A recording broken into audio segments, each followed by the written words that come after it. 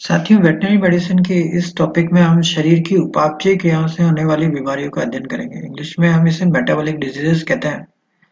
साथियों, चैनल को आप सब्सक्राइब करें ताकि आपको रेगुलर अपडेट्स मिलते रहें। सबसे पहले हम अध्ययन करते हैं मिल्क फीवर का, और यह होता है हाइपोकैल्शियमिया अर्थात कैल्शियम की कमी के कारण। साथियों, नाम से इसके अंदर लगता है कि दिस इज अ फीवर, लेकिन यह फीवर नहीं होता। इसके अंदर पहले टेम्परेचर थोड़ा बढ़ता है और बाद में डाउन हो जाता है, इसलिए ये फीवर नहीं है, ये मिसनोमर है। कैल्शियम का कोलेस्ट्रॉल के साथ अधिक मात्रा में बाहर निकलना, इसके कारण कैल्शियम की कमी हो जाती है। पहला तो ये रीजन हो सकता है। दूसरा अगर रीजन देखें कि कैल्शियम के अवशोषण में ही कमी हो, तो वो क्या हो सकता है, या तो विटामिन डी की कमी हो जो कि कैल्शियम के अवशोषण के लिए जरूरी है। इस तरह से कैल्शियम और फास्फोरस का अनुपात सही होना चाहिए। कैल्शियम 2:1 के अंदर ही अगर शरीर में आएगा, तभी उसका अवशोषण सही मात्रा में हो पाएगा। जानवर को अपच हो, भूख नहीं लगती हो, तो कैल्शियम का अवशोषण नहीं हो पाएगा।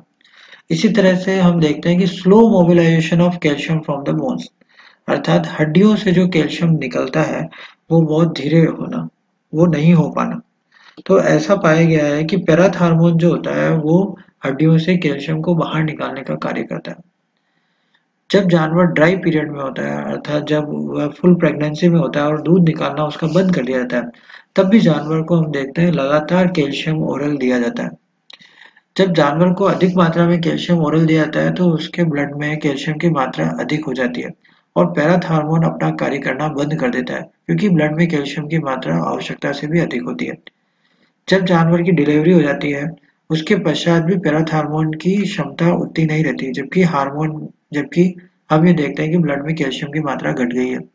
इस कारण भी पोलाथार्मोन की कमी होने के कारण भी जानवरों के अंदर मिल्क फीवर पाया जाता है।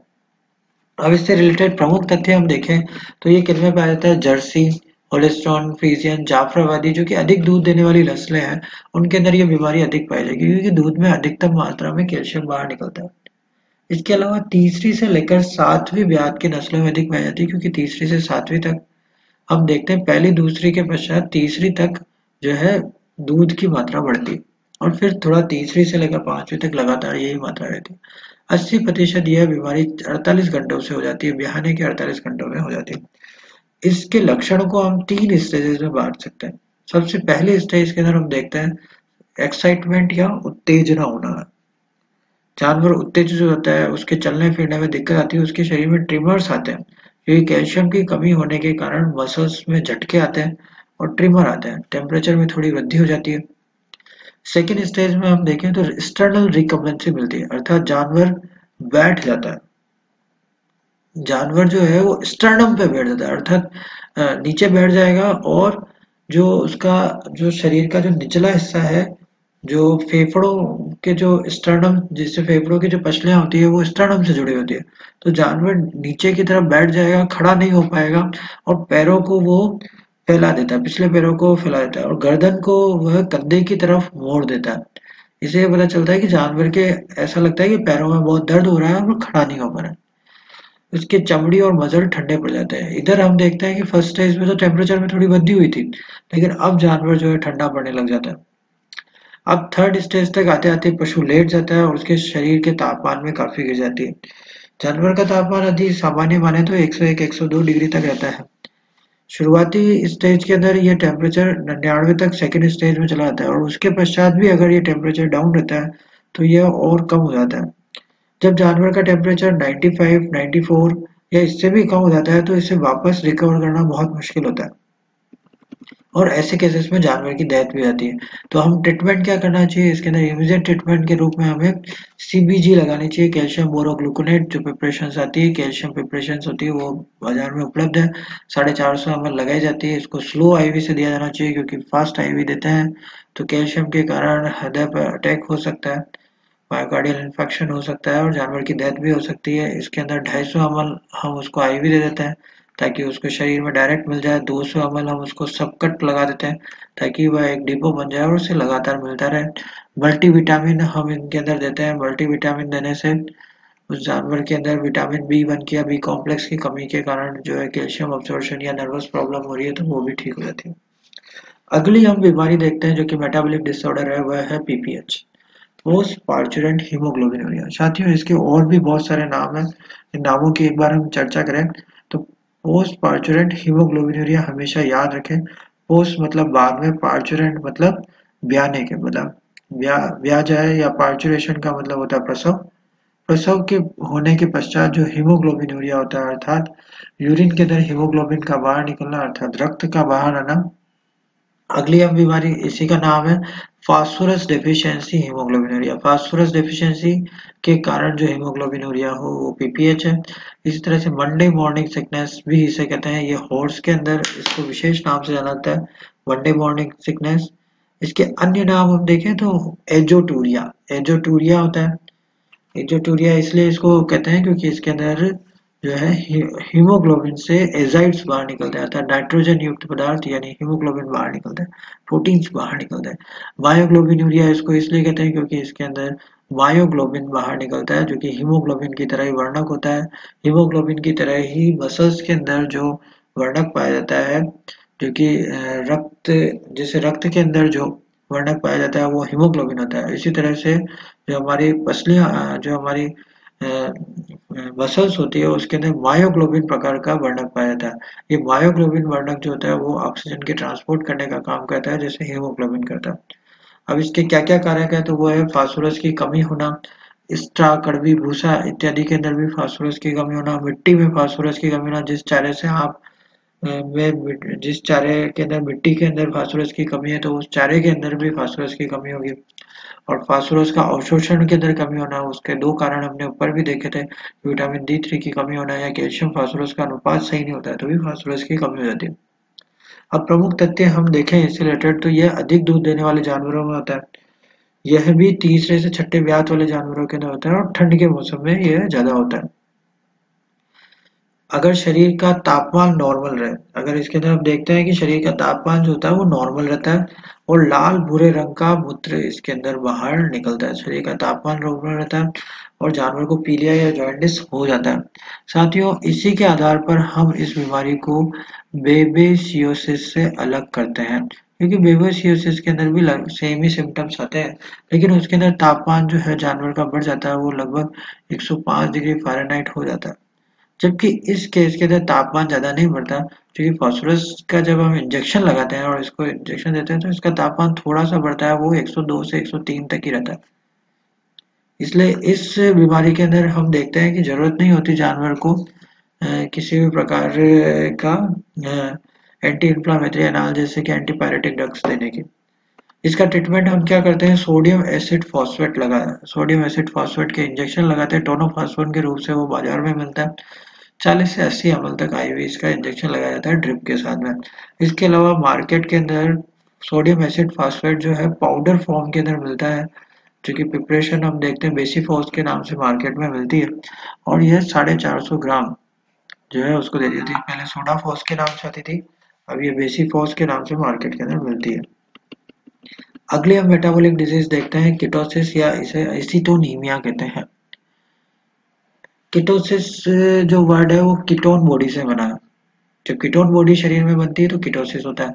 और एसिटोनीमिया इसलिए कहते हैं कि एक प्रकार की कीटोन बॉडी होती है एसीटोन, और नीमिया मतलब रक्त में, एसीटोन की मात्रा अगर रक्त में आ जाती है तो हम इसे एसिटोनीमिया कहते हैं। इस बीमारी के अंदर ग्लूकोज की कमी हो जाती है, ग्लूकोज की कमी होगी तो कमी का मतलब होता है हाइपो, और ग्लाइसीमिया मतलब ग्लूकोज, ईमिया मतलब रक्त में, रक्त में ग्लूकोज की मात्रा की कमी हो जाती है, इसलिए इसे हम हाइपोग्लाइसीमिया कहते हैं। इस तरह से कीटोनीमिया, कीटो मतलब कीटोन बॉडी, नीमिया मतलब रक्त में, कीटोन बॉडी का रक्त में मिलना, और कीटोनूरिया अर्थात कीटोन बॉडी का यूरिन में मिलना, ये सभी इसके उपनाम है, hypoglycaemia, ketonaemia, ketonuria, ketosis.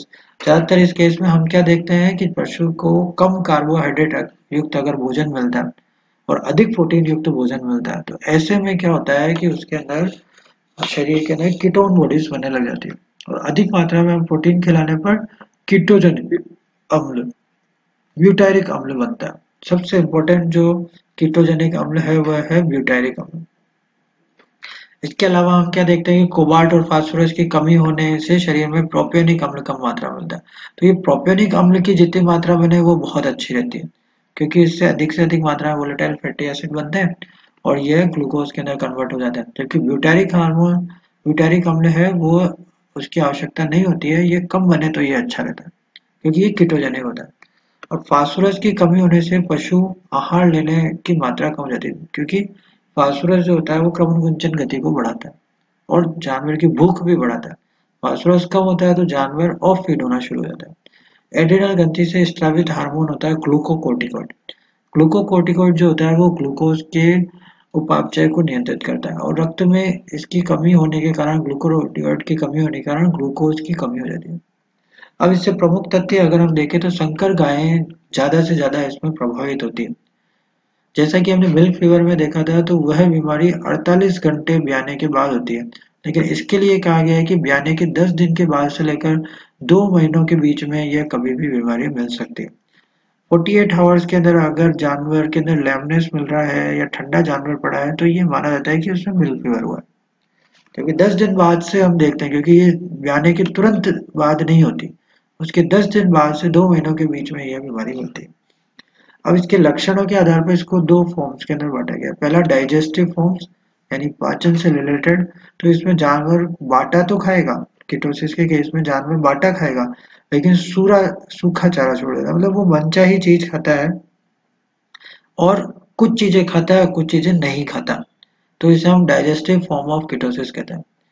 Nervous form के अंदर हम क्या कहते हैं कि जानवर के ट्रिमर्स आने लग जाते हैं। नर्वस फॉर्म में होता क्या है कि जानवर के शरीर में ग्लूकोज की मात्रा की बहुत कमी हो जाती है और ग्लूकोज की मात्रा की कमी अगर मान लीजिए ब्रेन के अंदर भी कम हो जाती है तो ब्रेन के अंदर भी कम होने की वजह से उसको टिटनेस ट्रिमर्स आने शुरू हो जाते हैं।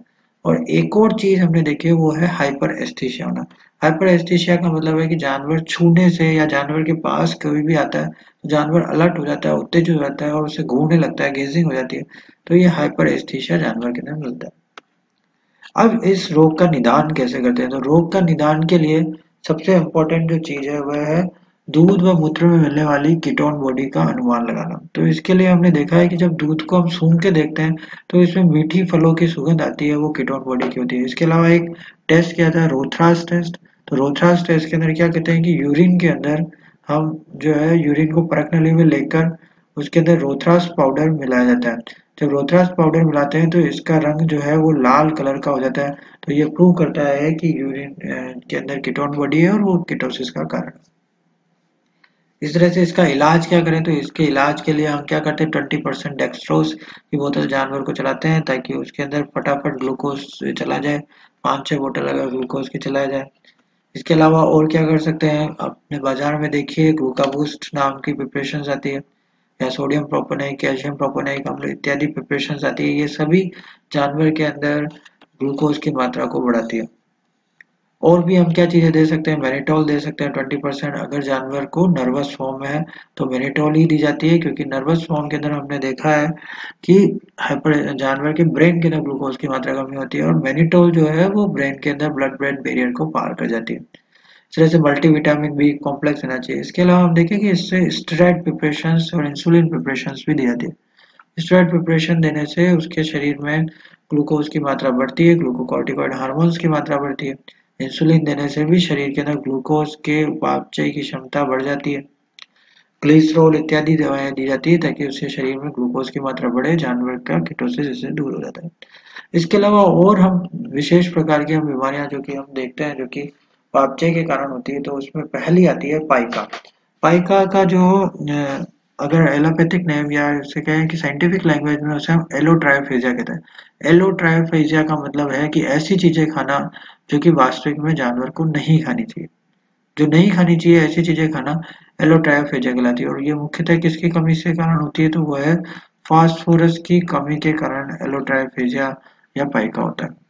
ये इसके विभिन्न प्रकार के हैं, जैसे कोप्रोफेजिया, कोप्रो का मतलब होता है मल या शौच, शौच को खाना, जानवर अन्य पशु का गोबर खाने लग जाता है तो उसे कोप्रोफेजिया कहते हैं। ओस्टियो मतलब बोन, हड्डी को खाना, चाटना।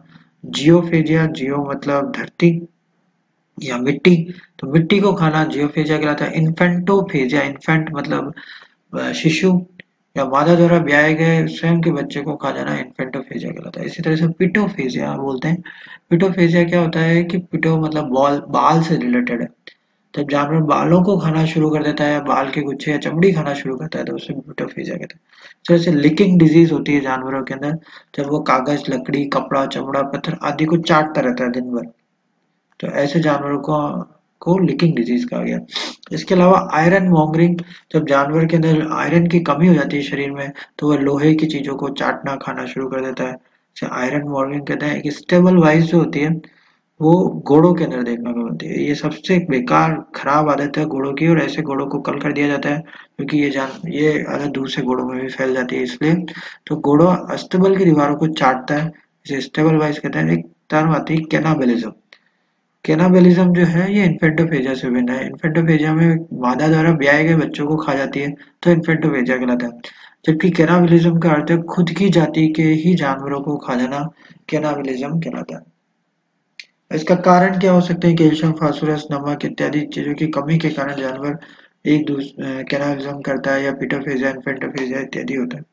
और पॉलीफेजिया जो है अधिक मात्रा में भोजन को ग्रहण करना पॉलीफेजिया कहलाता है।